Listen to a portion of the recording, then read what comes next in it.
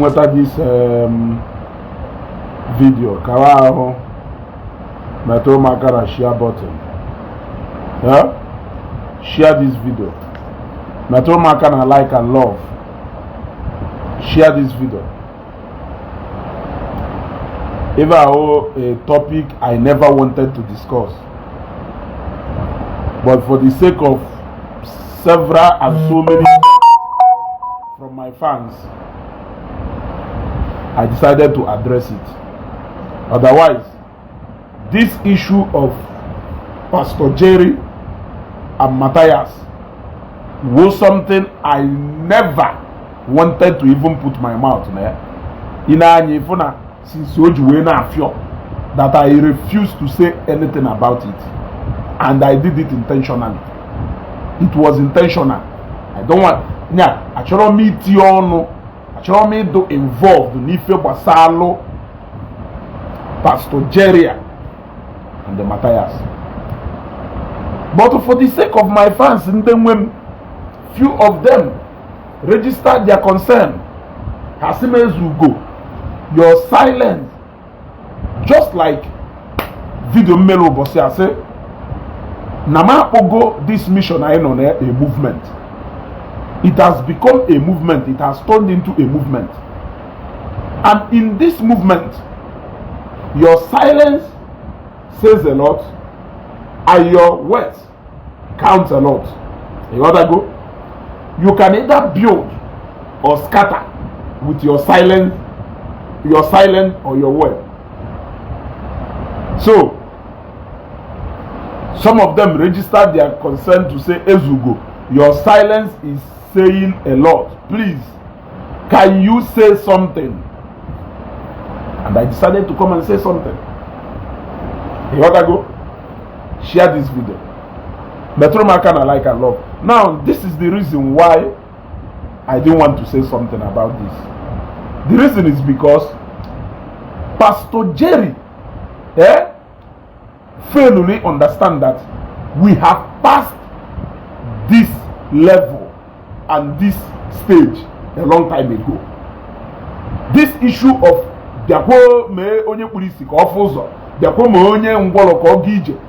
I defeat Go Mathias on this a long time ago without even go na Mathias na Kalije a contest.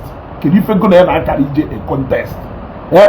You simply gave that man enough reason to be shouting and jumping on top of his voice. I defeat Go Mathias along that line a long time ago. It's just that Namu Kuluna Ofodu Wunde Pastor no la. No la. We are the people who are fighting the real battle. Ono manona nguluti. Onyangobati mujuoti afo. Onorono la bulanyo la nanya pota. Chofifeko. Just look at how you disgraced yourself. Because that is disgrace, in case if you don't know. Just look at how Pastor Jerry disgraced himself. Now, this is exactly how we defeated Mathias. At some point, I told Mathias, oh, go on and not shout on top of your voices. Na Jesus na warrior. Jesus na warrior. Can you better Mr. Ibu Jiwemu? Can you better than them one or Junilo? I asked Mathias one question. You are an advocate of go to the hospital, as if na kai we malo the road to the hospital. Mwejoye. Keri ebe ordinaka mwekeno. Now you took ordinaka mweke from Nigeria here. People contribute to Shego. Ekwana ordinaka mweke luo India. Ordinaka mweke one India. Because no ordinaka mweke nwolo India. Is it a confirmation that everything medicals doesn't work? Remember, you left the shores of Nigeria to go to somewhere very far away because you want to give Ordinaka Nweke the best medical attention. When you go to India, Ordinaka Nweke won India. You gotta go. The same thing with a lot of people. Remember, you bragged about this, your medical, whatever, and you took up the case of Mamu Mushu. Till today, you are failing to give us a comprehensive account about both the health and condition of Mamu Mushu. Now I ask Mathias a question.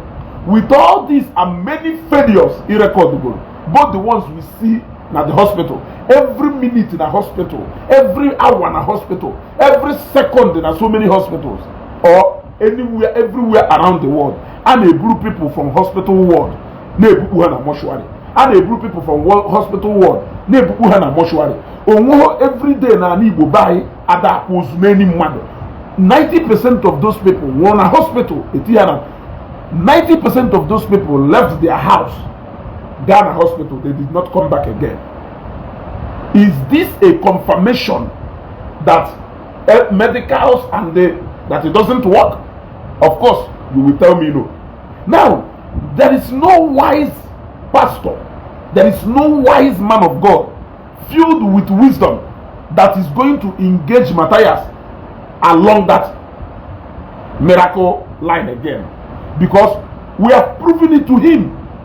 Yes, there is everything scriptural to back up whatever noise Mathias is making. And since we get our knowledge about God, our inspiration about God from the Bible will always be our number one. There was oge ekwensu na anwa Jesus onwa. O gwara ya si n'elu ugwu a wutuo. Na ọnwụ na isi n'elu ugwu a wee wutuo n'ife niile dị etu a. You gotta go. You know the rest. And you know the answer Jesus Christ in here. Even when he knew that he can comfortably do that without anything in there. But he did not do it, not because he cannot do it, not because he wants to show the devil that he cannot do it, but wisdom. Wisdom. Now I ask somebody the question again and say, or everything in your father, I mean your biological father, or everything in your father, can your father be Melu? Or say no. No one of the ife oya yo mpe aye meri ye nweju ese inwela idea no for the ife ahe yo meholu no ye memuru ye. I say yes, of course. No for the go na no ma no nwere. No for the ife na gwa nya meri no ma no ye memuru ye. Nse ke e di reason pataro no meholu ye. O say no ma ho. Nwesie na di reason pataro no meholu ye is best known to him. And I don't think no Borogas. And him not doing it for you does not make him a wicked father. It does not make him a father who doesn't care. Yes. Or if any yon nago or if any yon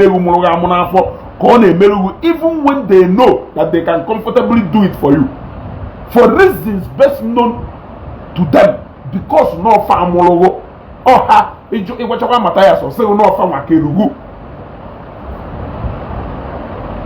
they did not do it, and you did not permit hatred. You did not say that Nafa Porogase. So you people coming out to engage Mathias along the miracle lines.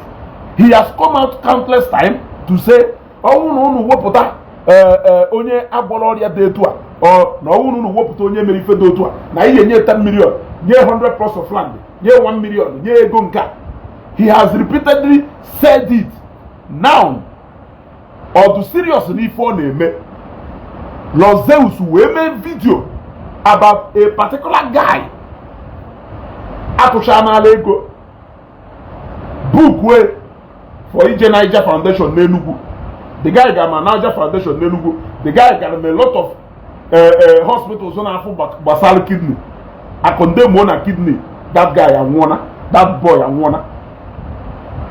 Away to Shari Ego.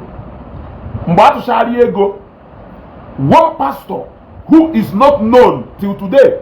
Nobody knows that pastor. I guess that was the reason why they did not pressure about the issue of that guy. They did not move forward about the issue of that guy. Reason is because the pastor is not known, the church is not known. Now, when that pastor prayed for that guy she got back to the hospital. In fact, the hospital Ogalo, a very popular hospital in Enugu, Niger Foundation. Niger Foundation. The guy went to Niger Foundation after I conducted Sharia test. Everything about kidney disappear from this guy. When that video, Mathias is the first person who watched the video name. Says surely the name of that boy. That not show the name of that boy, not show address. I got it reliably. Nyapota be approved way wrong that he got to meet the guy. He did every investigation only the email about that guy, and at the end of the day, he did not make any statement about it because he was confronted with the fact. I am Rosie anything about that guy. Did Mathias come out to tell you people that know me through this guy? Of course, he did. He confirmed. Now, did he finally tell you people what transpired? Now, the guy on Ariali kidney Ezeaku, on Ariali kidney, or was you near, will make sure because now, if you can't tell, but the winter on, will make sure, or no. Now, guy one. Now, there was another incident that happened at the mall. And on that one, Buga 10 million there. Buga pros of land there. I'm sure he was there. There was another incident that happened in Mpo,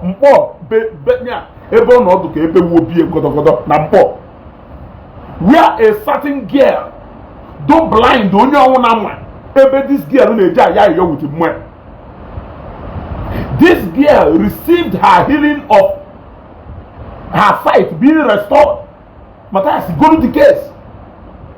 Where on do to ye, where Jere na nya maka or address, for if you need it, or where on do to it. Where Jere na that street, ebe that girl no way to. Where that alwe ba. Nde madu we see if you on ebe kwe. Mbo mata kere na ta ufusi si follow. Ebe ebe aka akọ. Nde madu we wo pure water, we marry pure water, we mapia na that street.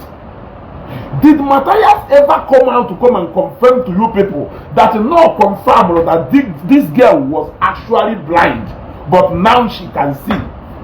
Did Mathias give anybody one kobo? Or even quarter plot in your money? There has been a lot of incidents. There was the incident we recorded where we gave an address and everything in Ebonyi State. Did they bother to go there?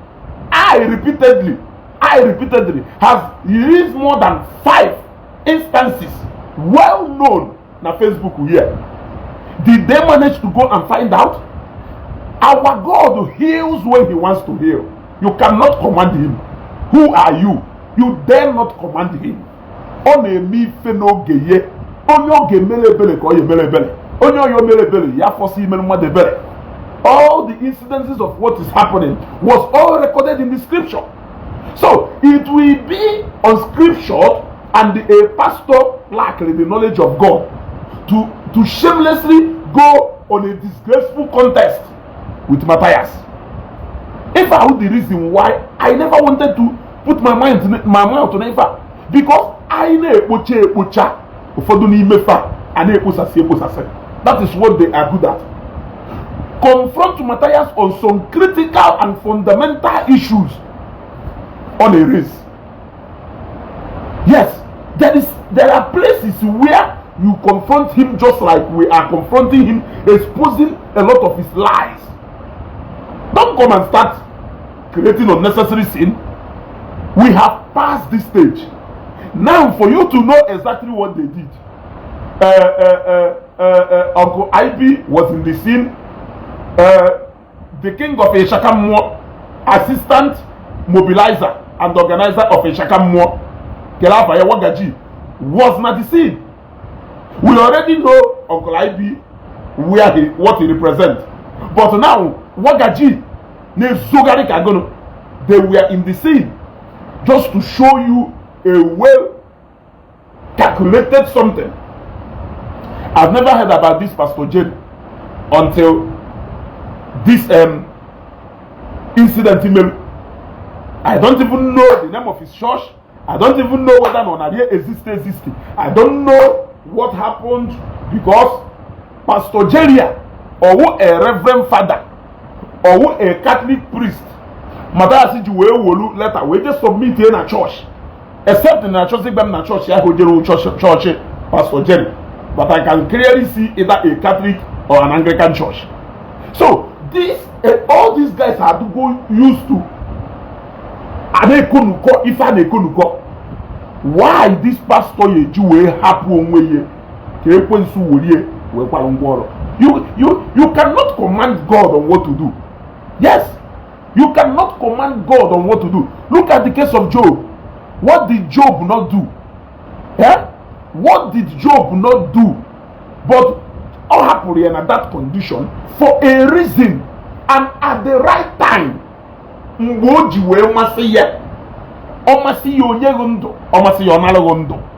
Yes, for a reason. A lot of whom nondo or approaching do befa. Due to one ailment or the other. If a only God knows it all. He is the omni-knowest. He knows the end from the beginning. You dare not dictate to him. I am with a lot of testimonies of Ndagwaloria. They are all there. Mathias is not interested in those facts you are giving him. He doesn't have one kobo to give anybody. He doesn't even have any plot of land to spare for anybody. You people should stop engaging him on that nonsense, because the facts are all there. The fact speaks for itself, but they don't care about those facts. They want to, okay, now in I say arrange. I buy so many miracles now do recorded on Facebook. Why can't you pick up the names of those people? Why can't you pick up the names of those people? Go and do investigation. That is why in US now Lovett issue, apart from Lovett saying that no many that testimony go away, tap on ya, no many out of faith. Supposing that she was actually planted, you could see that name with controversy surrounding that one. But there were a lot of people who you cannot tell me that all those people were not known by in the money. Only na Igbo, only there in testimony na Igbo. Or the difficult, they know all these people, but they don't want to say anything.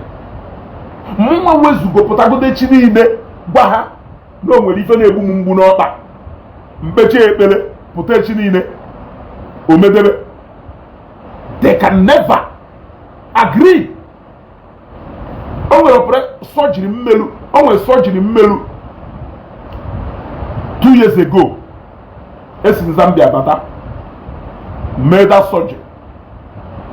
Mesha Anashia Bata again. That thing made that surgery. Repeat it way again. Make that surgery for the second time. When olo and if I'm a fumezibu fuo, if I'm a memu neku fiono, if I'm a memu dinera, not at a reliono. Okay, Mesha the second surgery. Mwapuzie bedroom mu mbakuruzie na bedroom ozo mebi na bed eba kwara ifa ana afum na adom oweru one night nkato ogu page oweru one night weba kwambelu ahama agwa ko wewuru and the one onye mo na no nuno no nde na emechi utufo ha bia na afum because nna da like mbata gba mbata from Zambia ahama like in Lagos mbata lo na east njezie na Nnewi no lo nwe m nnakin na Nnewi ebe a igotago not until nuze wine igotago mwe ba kwambelu na abani obosi ahụ.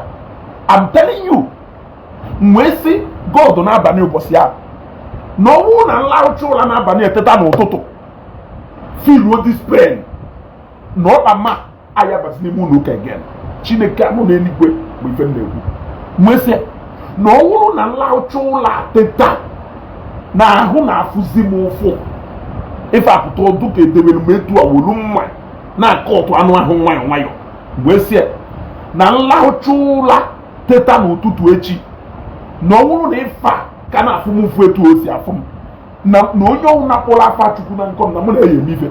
I said it without even knowing what I was saying because ana m atabi ọnụ even in some instances ma mgbe m ka nọ n'ụlọ ọgwụ before nnata n'ụlọ ana m engage my elder sister mụ na ya na-akọrọ ọnụ sef na wọd mụ na ya na-akọrọ ọnụ ebe anyị nọ ọ na-asị mụ na-ekwugheri mụ na ife na-ekwugheri ana m ekwu ife sọ n'ọnụ ka iwe nwa ka ife asị afụ m ụfụ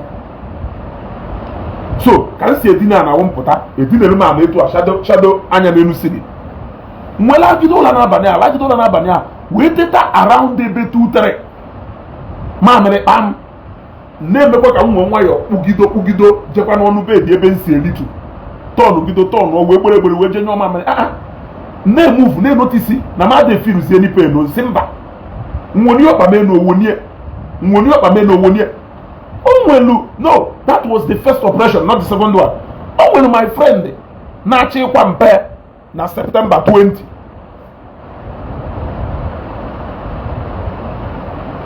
onwelu oyi nwoke na-achọ ịkwa mpe na September 20 this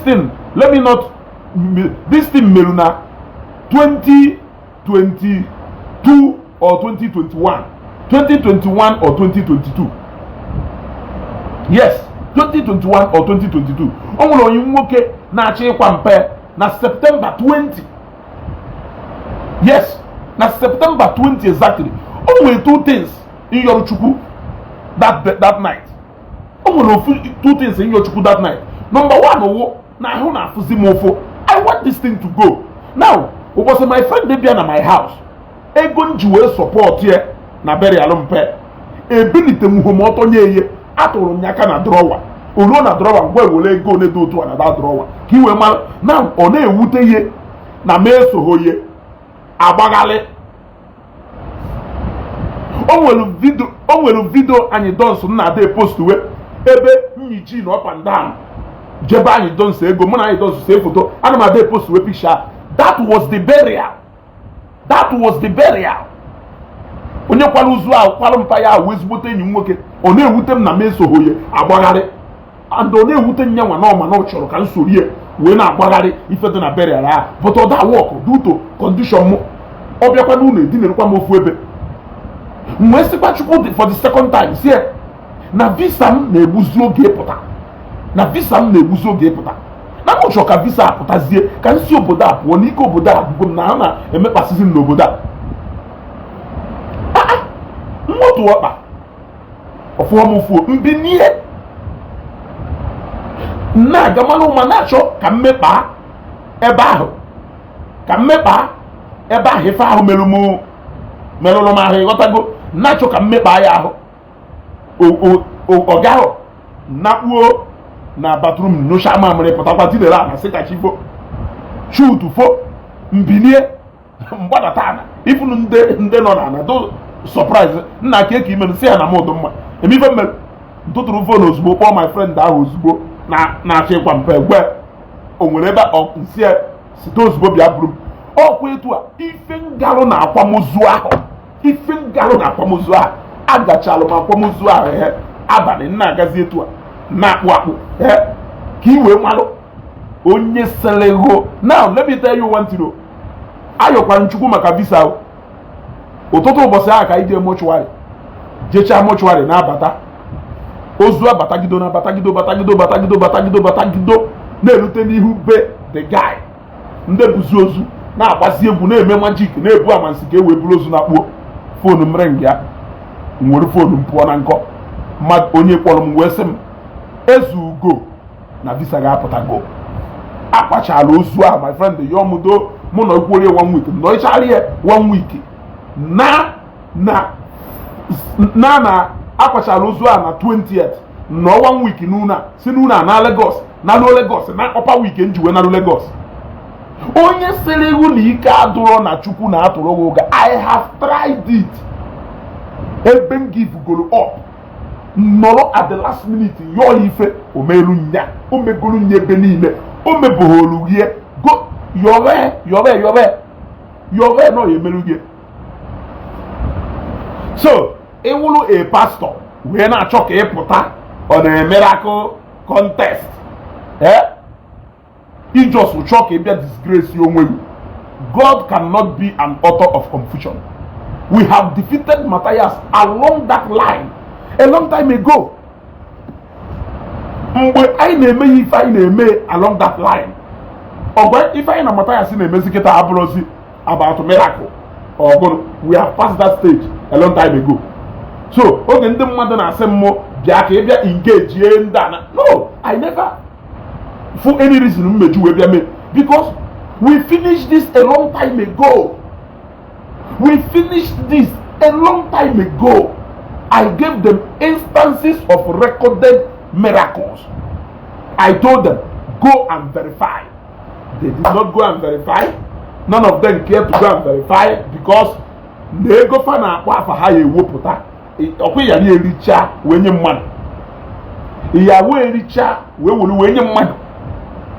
So, Pastor Jerry made something do very wrong. Or made something do very wrong. Some of us will look. You may not see me as a born again. The same thing with a lot of people. But with a lot of us. With a lot of us. Will personal relationship and understanding with God. Man, aya haunde robo shakara takaka. I na emekwa njo mana anyị na Chukwu anyị do na mma. I no binigwe do na mma. Ayo ifomela ye. That grace. You got to go. So when you get ezugo, or ezugo mflo ebe de be ni, opalo glass of whiskey naka. Ohanya we find you. Inwe one-on-one relationship. When you find out one-on-one relationship with God. It encounter God. It doesn't matter who a born again or a born again. Mana in will personal encounter and personal understanding of who that God is first. Yes. Meaning no one is so ignorant yet he decide that to show him. There are people like that who are ignorant. God show him. You got to go. But to some extent, you need to have a personal understanding of who that God is. You need to understand. Happen maka born again or n'ime nchegharị or n'ime nchegharị. Heaven or n'ime nchegharị. Eternity ka ụgwọ ọrụ ụdụ na eternity ka ụgwọ ọrụ ụdụ na ọ n'ụbọchị ikpeazụ ịghọtago mkpụrụ obi gị ejebe. It is different from having a knowledge and understanding who this God is. I will them personal relationship, like personally for me. I am not going because of Nande Weaver.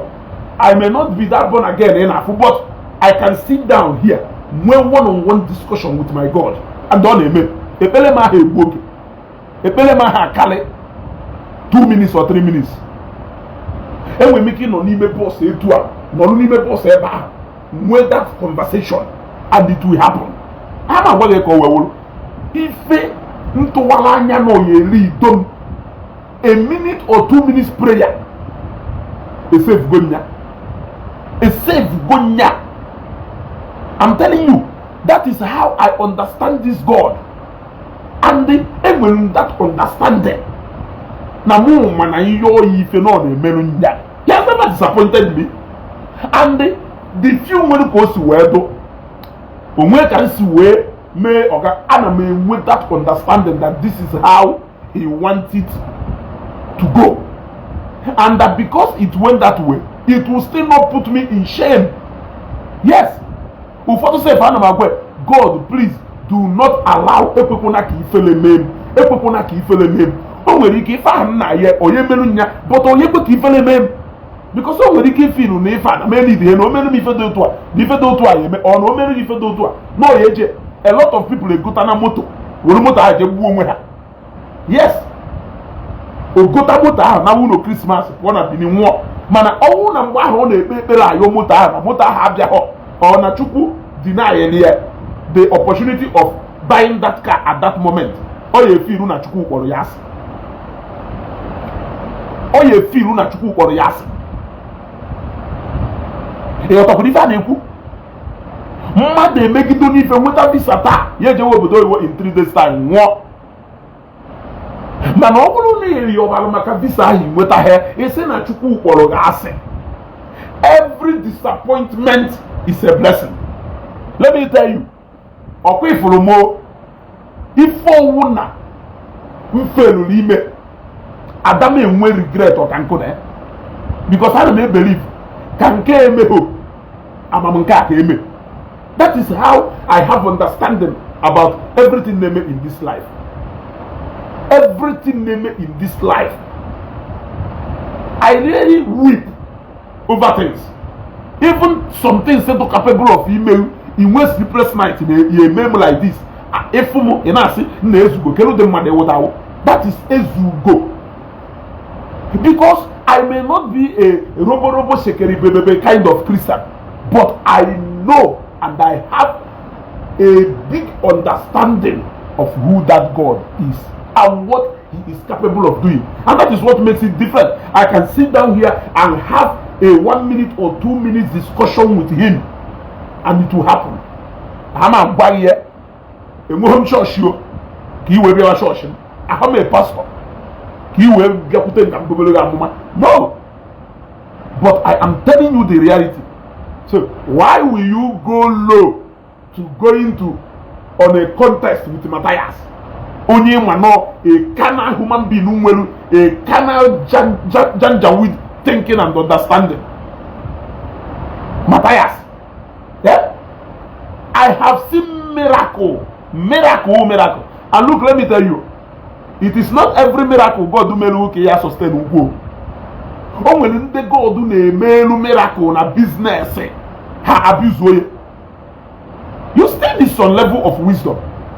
A lot of us has fallen also in this category, where you prayed for something, Chineke when you give hoping, yeah, believing that you will manage it.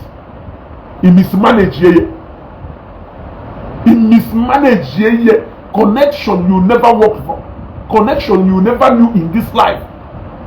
You sit here at a table with people you never knew in this life that you can ever sit with such people. They abuse way. A lot of us, they make gay. So you need to understand the concept of this God, the way He operates. When you understand it, a lot of things about this world will not be like this to you. And that is how I live my life. Yes.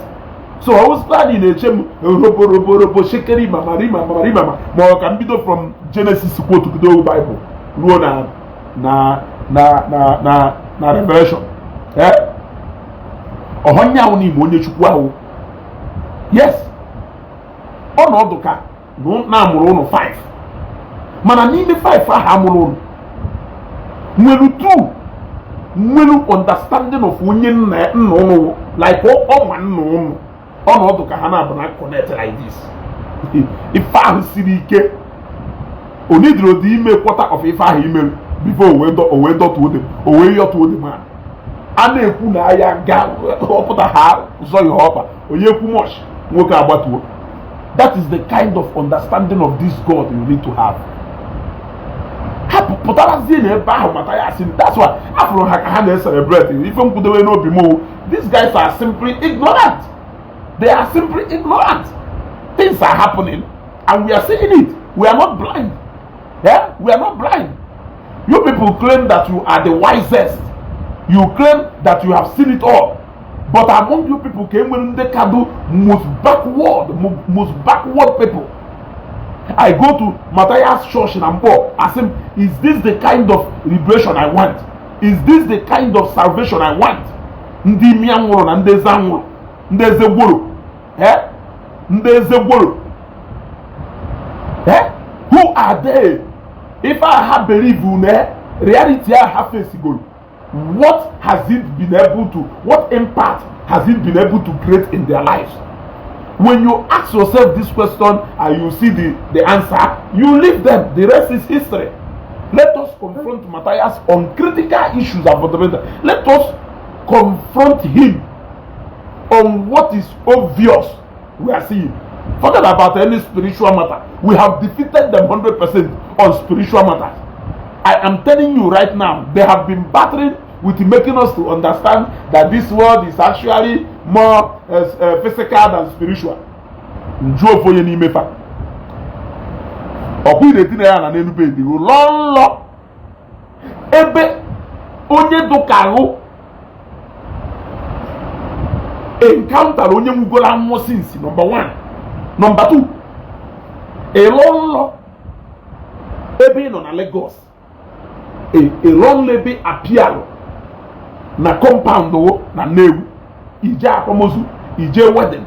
Yeah, if for people, you make conversation with people, it is more like a vision. You are in this bed, but your soul no somewhere else doing a live something.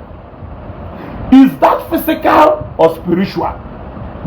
What more can teach you about the spiritual aspect of life than the fact that now any little obstruction, that spirit can never come back to that body again?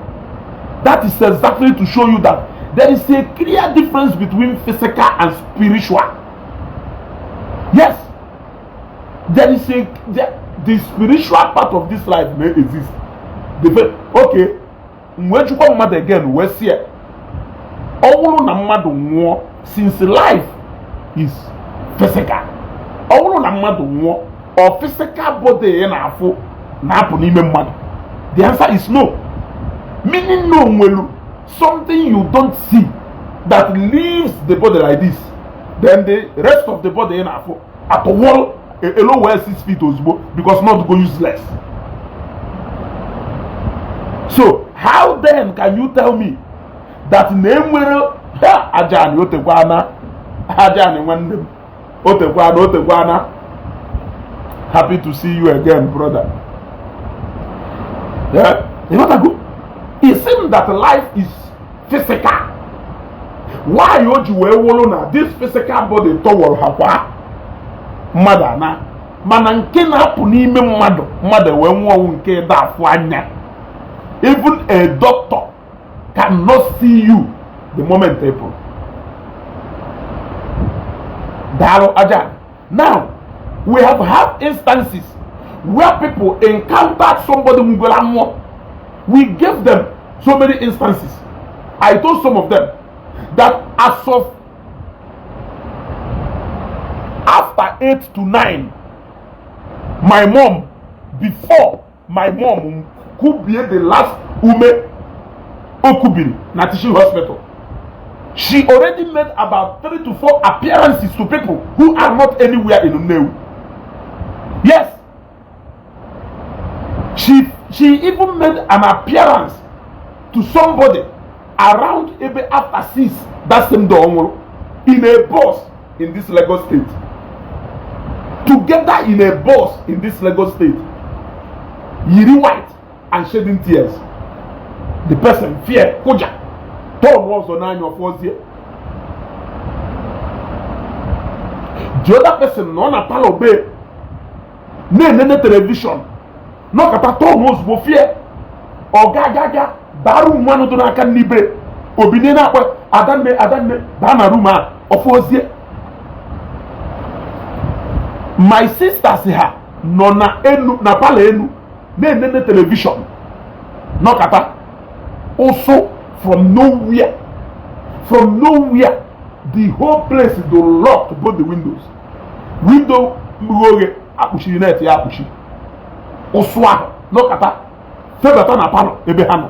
Fegare na palo ha tru di oso mabota na passage. Ha shori ebe na passage ha force di oso no kata.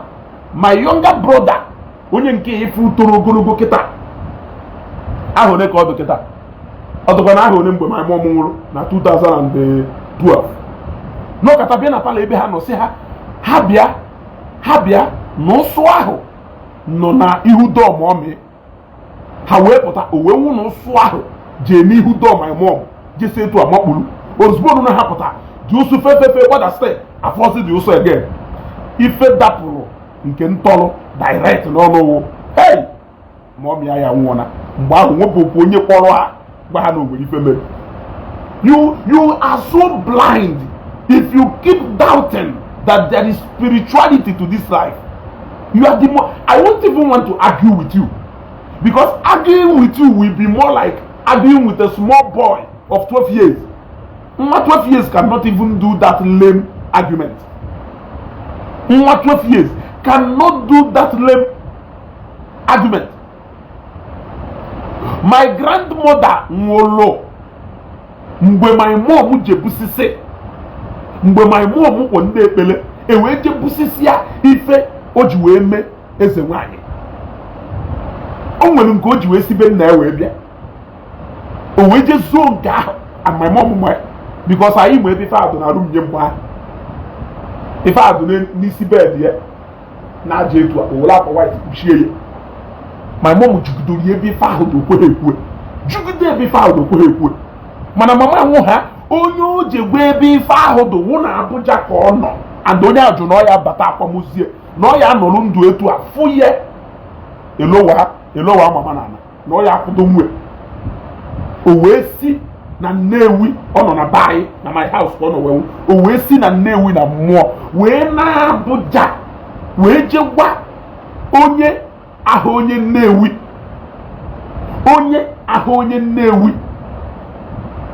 wee je gwa ya ebe o dewere datin wee na the highest na ọ ya emekarịchara ya iji wee gosi ya na ọfụrụ ya n'anya ahụ ịkwado naba akwamozie wee kwado wee nata akwamozie nata ha akwamozie maka o nyere ya specific instruction wee ewota datin si were ewu jebe nna ha elu obe nna ha si wojee na obi ụmụnna ha si wojee na onye anọ n'obi n'obi mụ na si wo datin ga-enye na ọmụ ife ọwụ osi ebe ọ nọ bata jee ebe ahụ mama gwara ya wepụta datin ebe o dewere ya ewere ewu na abụbọ Nnewi. So ịpụtazie a na-agwaghị that na-enwere spiritual part of this life ngụnwa wu ofeke adọnọ na-adautu ya ịchọzie ka mụ nwa wezugo bịa sukele ana ka mụ na ahụ gbagha gụnụwa ka mụ na ahụ na-agbagha ebe mụ na ahụ na-agbagha argument mụ na onye 4 years ya eme because na izi nwa 4 years ozi ebe 12 ọ na-atụ egwu ọpụfụ ndị mmụọ so mmiri nna nwa 4 years ka wee mara ife mara na mmụọ na-eme exist mana ngọwa agadi nwoke fugoro ife ịlọgo nlọ fụ onwelu in fact ife emechaa na nlọ exactly ife ahụ mere na nlọ mee n'ife ọfụbụghị the same way o si wee mere na apịa na nlọ etu a ka o si wee mee n'ife ifụbụghị so ịlọbụghị nlọ ifụbụghị ndị lọrụ nlọ ebe Mr. Okeke nwụrụ on Tuesday oro on Thursday Mr. Okeke nwụọ ifụbụghị people should wake up. People should wake up. I can't go ime such kind of argument with you people. Nyaka Pastor Jerry, unknown Pastor Jerry, who we don't know. See from nowhere. Mapota. Ono cho kambia discuss about him. Why will I discuss about him? Where is he all this while? Kelebo all this while. We have passed that level. We have passed that level. I can't go that level. I have 1001 physical verifiable reasons. I am not in doubt to show you that spirit exists. And for the fact that spirit exists, there is spirituality to this life. Or the point on any race go, if any pope ni meme back at Ablo, if any walk on Keta Ablo, I'm not very enough. Onya Patana, or for doing with the kid that babu, one on him hapoha, or thereby. Or for doing with the kid, Babylon of what is Yaja, one on any me weapon. When onye nke nọ na hold up onwe na woman onye nnewu anyị si trade for abata hold up another adọwa side trade for mgbe ọ na hold up ka ọ nọ wee ọ nọ na moto ya etu a moto na-aga a na-egbu hon pụtazie ọwụrụ na omebe baba emeghepụ dọ ba ya aka na si adị n'ọda ọ pụgo ọ nọ na mmadụ etu a mmụọ na n'ime pụọ. Yes. If you say that everything in this life is physical, it means that you can avoid every single thing when you keep or you may, if possible, you can In fact, ị nwere ike ibichasịcha ndụ a n'ụwa mmadụ anya nwanwụ. I'm telling you, everything not in this life do physical. Mmadụ anya ada nwanwụ. What do you mean? What do you mean? Mmadụ anya ada nwanwụ. But as onye omenala ewu, you are so damn and daft.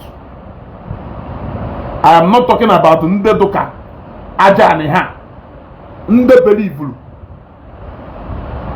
that there is spiritual aspect of this life. I'm talking about ndị sịrị ihu na enwere anything dụka spirituality, that spirituality doesn't exist in this life. So you are so daft, blind, and to believe in reincarnation, which is 100% spiritual. Because for somebody to walk again, it takes spiritual effect. Everything about reincarnation is something that happens in the spiritual. The only thing physical about it is only abịawa. Mana the moment onye ahụ nwụrụ, everything that happens until that person comes back again, who spirituality has taken effect. You believe so much in reincarnation, but you say there is nothing spiritual about this life. You believe in Ijebulu ancestors. In fact, you are even so blind and so daft at the same time to call on your ancestors and believing that they are present with you.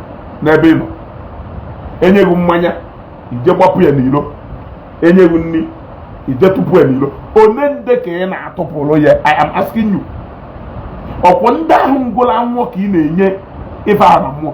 Why not ịkpọwa ndị nọ ndụ ebe ọ na onye nọ ndụ ya emere gị ife? Why not etu a nnọkịta nna m nọrọ ndụ mpụta asị m masharụ dị asọ akpọkwa m nwanne m my dad Ogbuefi dị asọ, ịkpọba ha ndị dị ndụ kiri ife ji wewu ndị nwụrụ anwụ ka ị na-akpọ. Yet you don't believe in spirituality. Come there, boy.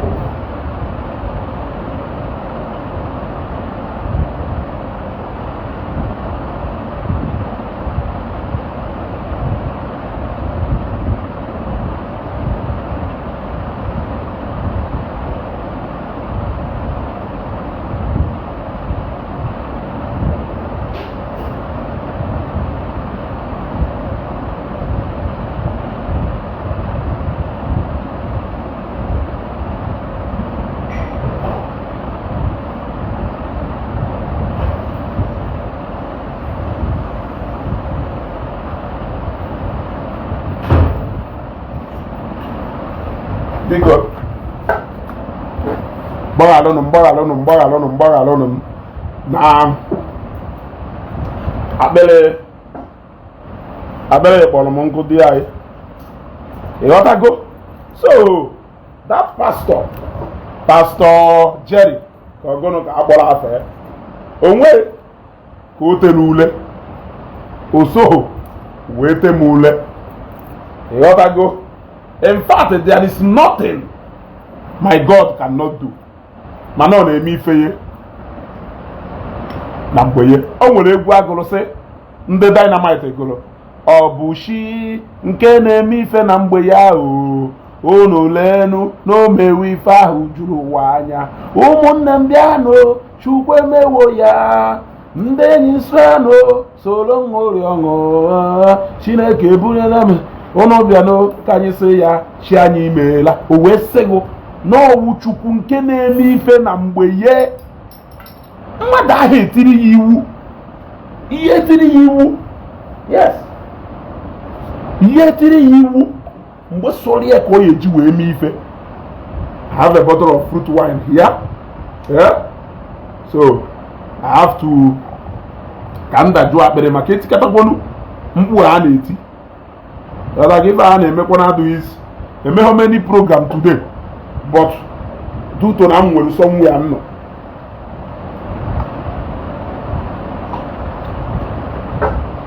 Yes. So, we passed this stage a long time ago. Mathias Ezeaku na-ego niile ọ na-akpọ n'odewere ndị ọka enye na-ege aka nkụ. In fact, ka m gwasị gị eziokwu, our God na-eme miracle on a daily basis. Our God na-eme miracle on a daily basis. We all experience and have this testimony every minute of our day to give. Yes. O nwere onye Chukwuma na ojebe ife anata na 2021. Na family ye ya do so devastated because of one condition. O nwere ike preserve onye a.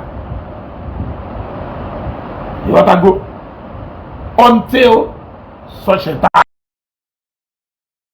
Until such a time, he does his things at his own time. Unwelo clock ebe edewelu ọ na-eti ikiri Chukwu Jesus na no mgbe sọrọ ihe ka ọ na-eme ife and ada etiri ya iwu. So that contest ndị niile na-celebrate here, you people are simply celebrating your ignorance. Your ignorance. That is what you people are celebrating. There is no limit to what the testimonies are scattered all there. You gotta go. Okay. Emmanuel. Okay. If they don't believe in spirituality, then let Mathias tell us the day and date he might die. Because yet reality is what you know. What do you know? I saw a video oboso na-egbu ọkụkọ na-atụ ọbara ọkụkọ na compound ya. O mekwulie na kamera ụmụ ofeke a na-eso enweghị ike ịjụ ya ajụjụ sie ọkụkọ a ị na-egbu na compound go keru ndị na-egburu ọkụkọ ahụ ebe enweghị spirituality. Keru ndị na-egburu ọkụkọ ahụ ị na-egburu na compound go. They couldn't ask him that question. Kedu onye anyị na-anọ ebe a? Onye anyị na-anọ?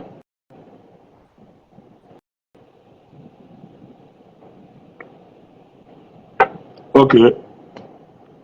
Onwe join na iBot network nyere nsogbu. John ya kelee onye ọ na-egburu ọkụkọ a. Unu na-celebrate nonsense. Unu na-celebrate nonsense. Gonna quite good na-celebrate. Let me tell you people, the reality all of you we accept today is that there is God. And it's also only believe, even in Dutch Agbaria, not so fake amaghị ife. Ya se una Chukwu anọ. Na no una Chukwu ne. Kedu onye Chukwu ahụ? Kedu ife Chukwu, in fact, kedu ife mere Chukwu ahụ o ji wee wuru Chukwu? Ana m ajụ ajụjụ. Kedu ife mere Chukwu ahụ o ji wee wuru Chukwu? Chiuku, Kerife, Kaika was ye. In the Igbo setting, said to me, so can even marry Chia Oju, would Chiuku, can even marry Oju dish from a mad. Can even marry Oju dish from a mad. Is that a woman that question? Where can you that spirituality does not exist? A man made intelligent. Now, this is how daft. I'm even use that word. When you use go away the wolf for the moon, you will go away my life. In a Koloma City Biaka, who 100% believes in spirituality. In fact, Nyama Mechalo, no kite, do no men an Igbo. Meaning, Gono, now Masidibia is 100% spiritual man. In a Koloyaka, you like him, inspire. Asofeke, you are also. Mathias is also your favorite. Mathias Ezeaku that there is nothing spiritual about this life, that this life is physical. You love Mazidibia for teaching you the spiritual part of Omenana. You love Mathias Ezeaku for telling you that there is nothing spiritual about Ifa. I have a book here, The Light of Africa, because now all only Ghana no assignment entirely at the middle, working to balance the two parts, because these two set of people, they don't even want to hear about the Bible or anything that has to do with Bible. Now, waja Gota ugboro nem fugoro comment na page Maazị Dibia ebe ọ na-etu mmụọ awụkwọ mmụọ believe 100% in spirituality. I no go front, I no go back. You people simply are antichrist. You are simply antichrist. There is nothing again.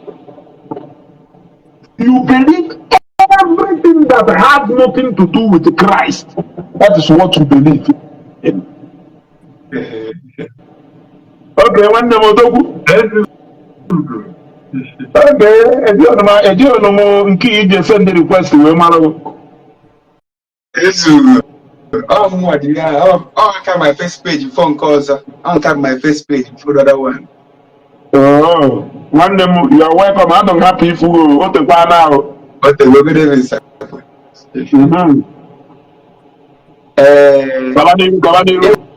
Ina atakwa no ga afufu. Ezugo. Ina atando ga afufu. Itebe eziokwu. Because na agwago mu father na they are deceiving themselves.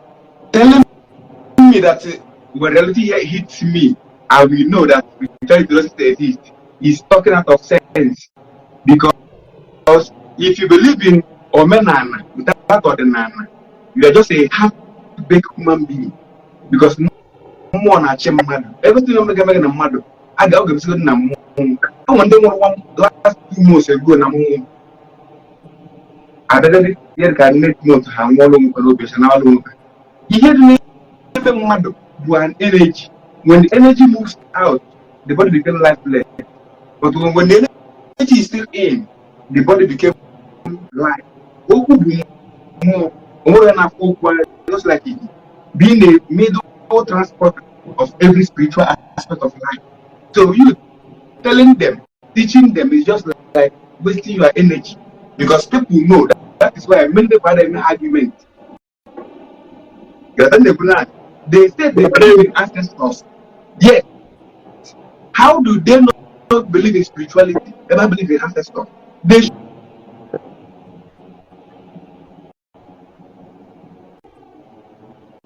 and leave our ancestors. You know two boys. Yeah? Okay, so how much I believe in the ancestors? Man, I believe in spirituality. Don't you see how they deceive themselves? ancestors ụmụnne anyị ndị gbugoro anwụọ. So they are deceiving themselves. There is no need of you eating the guy by and qualify. How about the truth? They are just being controversial because they know that being controversial is the only thing they give you on Facebook.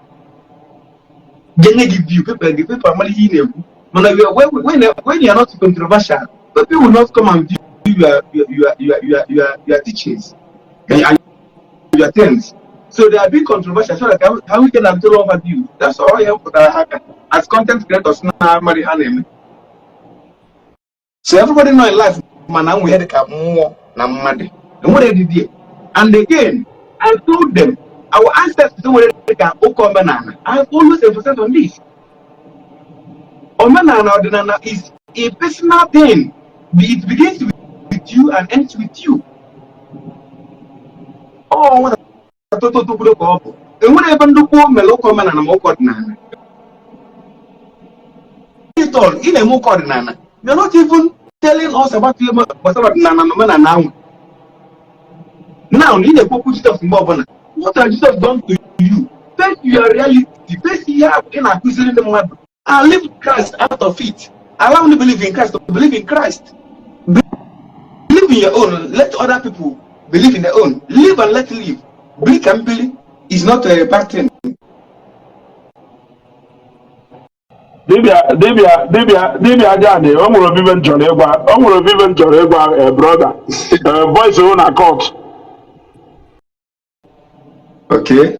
Almost even John Egba, or when I even knew. Yeah. Omoho, reason battle, had you in a man of one mother.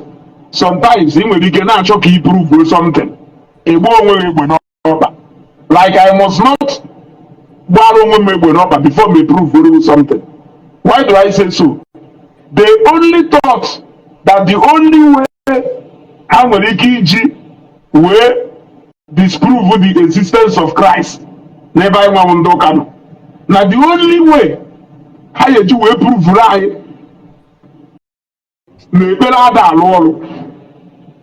Now the only way how you will everything about our spiritual life as Christians by going after spirituality, forgetting that the same ordinary they are projecting is everything to do with spirituality. Yeah, exactly. Calling upon your ancestors, which is in the one, Manika believe na haka mwelike, Ika believe na haka mwelike, Ebia gozigu. Instead of you now, it can be people. Nabiano can anything to spirituality. Enakawu Saint Gabriel, Nakawu Saint Mass, Saint John. But you now want to tell us that now Saint Aloy, Saint Aloy, na Saint Aloy Merike, my brother. Is it not equal na star ahebu? Mana golda na-egbu every man has a bubu alcohol. Why not they say they like your star mana golda o brandel, they like your head mana tupu can go brandel. Yeah, just to like mother go but not but mother tell man no go because what you castigate is what you practice indirectly. And the mistake Pastor Jerry Melobona actually trend for a wrong reason.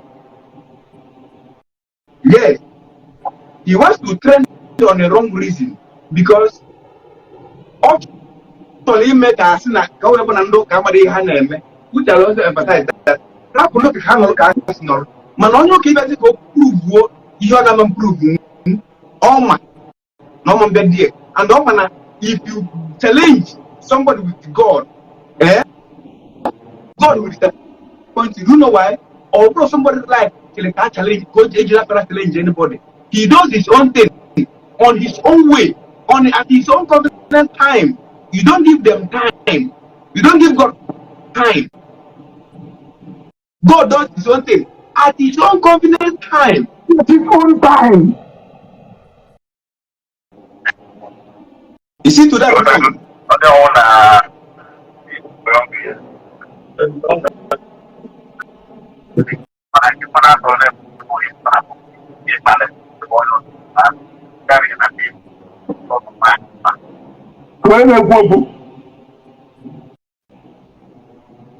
Oh, brother, I don't want to be on yourself.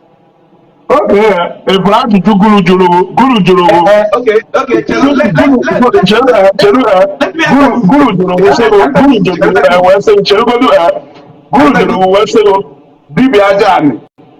do you believe in Christ?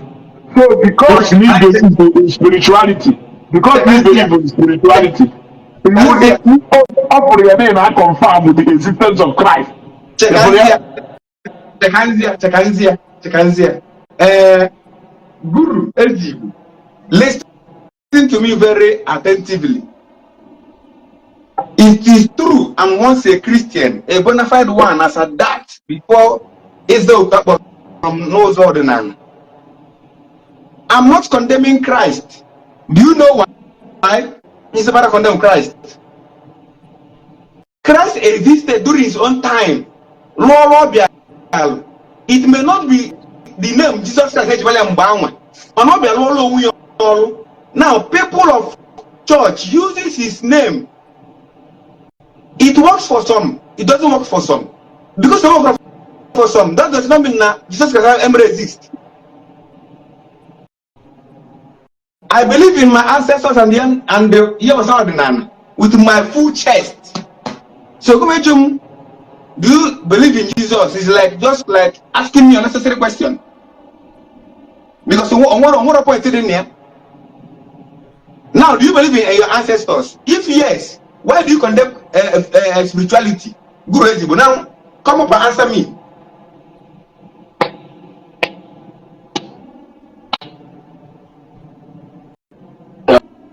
Hello? I'm Manine. Oh, no, that the John will win to you. Can't put one. How do you go, my brother? I want to migrate you. I'm both for the men kind of like, and both for the men kind of like, man. Only the quiz why man only close you. What I go? I can't put Natanania. Oh, we enjoy my can buy a man. Wife, now you have been equal and I can work for you. Otu akowade. Adama boy send say na spiritual, other control physical. It's left for them. Nke mo gbetanya na work kolom. Obu ma earlier, you open your watch your comment earlier. Onwe yen dele ba comment on the 2020 June 29. Because when they put a collateral and the other can that thing, you the eba no we send their fly. When send their request, mother than under my on the mother the eba one the comment tag yes. Yes, we didn't say God is not working. We are talking about Jesus. When I pray in the name of Jesus. I'm a living testimony and I will never hide that testimony. June 29 June 2020, the first wave of COVID-19. Huh? Yeah. I'm on a hospital bed na South Africa for 2 months. And I'm literally to the bed. They're really on the bed. Then one wait, you know. About in waste. Then 2 people jam under my car lang. Glass cut to phone. The other one after 2 weeks I in a hospital. I'm on a hospital bed for 2 months. Adama Gamide. Even in the buy never confirm when I'm to go paralyzed. No way shears. Number the spinal cord. That's why one to go for operation in surgery for hip replacement. They work mukum. Abawami kulukuma. Open up until school night. Wawa ukuma. They work mukuma tini iron. I pray to my God. Because I'm not going to award who can do that thing. And open him that hip replacement. He got here for almost the rest of your life. Every time I before days of my operation, nearly 2 days, 3 days, changes. On no chop my personal doctor, other than my bed for checking no total. Only the Katana, how many years or 50 something years experience young with both schooling and the professional here, no for this kind of thing before. Or miracle. I'm not in Nigeria 2021. I've done a very big Thanksgiving. I'm more than I can testify to that. So, mother Jesus I will never believe that person because I believe in a work. I don't condemn. And when my siblings and when friends believe in those things in me, and I never condemn it. So more gonna attack my own, and I will never attack that person own. So never gonna be able to because I'm proud of that. I'm saying it. You in the name of Jesus, whether it's God or to a criticize them, or to a divide their issue. You work for them, my own work for me. So I'm a living testimony. There's miracle, whether or Pastor I pray for myself and God answered me and God granted me any honor. So I blame that pastor because man I want in a way, not fake not try promote not try trend, or just nature cloud. What do maybe that thing? So it's but it's left for me. For a wrong reason. Yeah, and it's left for him. It doesn't concern me. Or me along with that thing. So let's not generalize it. And along where you but along with Mathias Ezeaku and I got along where, and we can never make people like us to lose our faith. We can my faith. That thing alone, me yesterday when my faith, but me alone, he may go to 200 pastors tomorrow. He will never make me to lose my faith on God. That is my own opinion. Ezeaku. One name. I want to hear a guru say Jesus was an oracle, but you can use his ordeal to create Christianity. Now ask him what is oracle? Yeah, but is it Jesus oracle? Jesus oracle. Everybody believe from here. What is an oracle? Oracle of spirit, which means yes. Spirit. So he said the main thing. Oracle simply means more alose, right? So which means Jesus will alose edge will give something on our work. So allow them now work over. Don't mock them. Believe on your own. Leave them. Kafa to say their own. Don't encroach their own with their own belief with their own belief. I don't buy such idea. I'm a full custodian of Igbo culture and tradition. I'm a full teacher of Ordinary Igbo. If you go to my page, Aja and Herbs and Spiritual and the Biajan, my teachings. I don't criticize. Do you know why? Let something that works for you. Get out of come on. Thank you very much. As we go. One name. I'm about to connect. I like it. One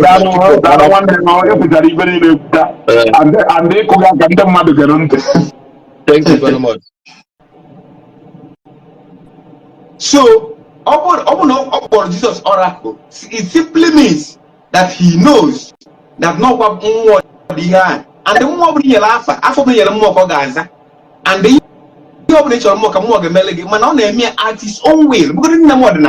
If you went to your chief with the color not to seek for intervention, Imania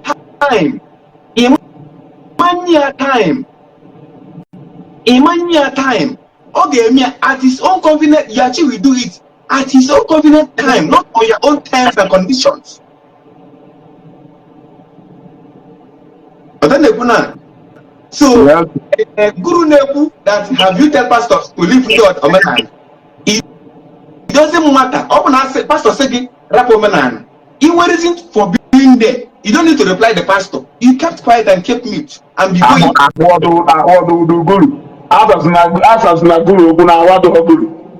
So it's better for us now to be wise enough to know what we want. Go for it. Don't allow anyone to deceive you. Even he believe is changing. It will definitely work for you one day. Work for you. You don't need to be jumping here and there. Makana ina imo for the kitabuna. How can I know Casina? How are miracle hafu? How was not the nana? How was not nana? It's not about nana about nana. He took a bob.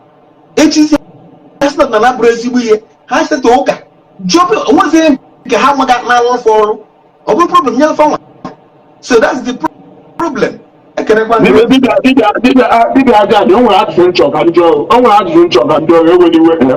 okay. Because then when I see people in fact, what do you know? I'm with interaction. If I take a hit and I walk or the Nani would to start with, our ancient people, being our ancestors, asị ọgwụ mana ha abaghị oke ite. It is the new dibia, ndị new dibia, ndị new generational dibia tem nke oke ite.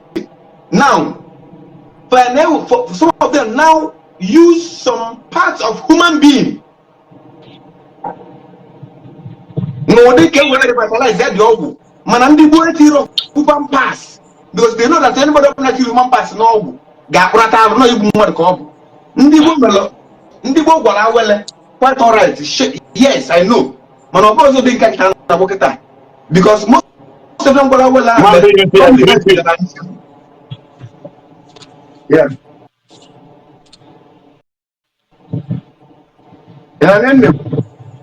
Yes. Ndị gboo gwara awele man, of course, you didn't catch that this new generation dibia na-eme the fact family the fact ọdụlụ simple accommodative dịlụ onwe ya easy. Maazị isi anaghị amụ amụ. Maazị isi ọgọ ebe na-atọ na amụrụ amụ. Ana m ege ịma na asị anya furu ugo nwere ya na anaghị afụ ugo kwada. Maazị Ajiani ma ebe m na-aga. Gara n'iru, ana m ege. So ndị Igbo mere gwara awele bụ eziokwu mana ọ bụzi dị modern ndị dibia ọ dị ha chọrọ ka asị eme mba maka na ha kwụsịgodi ya ị ga-enwe aka ọrụ na and ha na-eme nke sharp no n'ọbụ mgbe oge ya ji wee lukwa enwe ndị bụ na ha na-elu chachachachacha ha wee kpọrọ awele ahụ dewekwa na mgbe awụra na-enwetaghị connection. Ọnwụrụ ọgwụ na-enye ego, enwere arụsị na-enye ego, enwere patentị na-enye ego. You pray to them, you enchant to them, they give you opportunities, they bring opportunities to your doorstep. But if you misuse it, or sleep off your finger, that's all. With the opportunity of contact or connection, you want a contract and get money. That's simple. But maybe for the film now after war was work. Hard rock. Last Nollywood movie. I rest my case. Okay, Maazị isi gara n'iru. Ndewo ịma na ajọs na-escroll wee fụ program. Then wee fụkwa na one of the greatest man of the wisdom. Ịma na ndị Igbo amara ihe ha nwere until when they lose it. Maka na ndị anyị sị na onye kwuru nwanne ya abụghị odegwu buo dike mbọsị ọgụ unu achọba dike. So ịwọchịa ifo na abụrụ m onye na-agbasa ga because we always there to resting. Ọtụtụ ndị be anyị ahapụgo ike nyụrụ ahụ jekere isi mkpọ mana ịmago na okwu ọbụla a na-asa anya na ọ naghị ebi ngwa ngwa. Okwu mbụrụ maka gịnị from ihe ozi gị for the title sị ga mme gịnị ka ntinye okwu one ma one maka na ndị be anyị sị na aha ezuo were eri anụ udene atọtue ngịga. So Maazị Ajiani have a lot of load to pray on this program. Ikekwe ọ bụrụ na ọ kọwa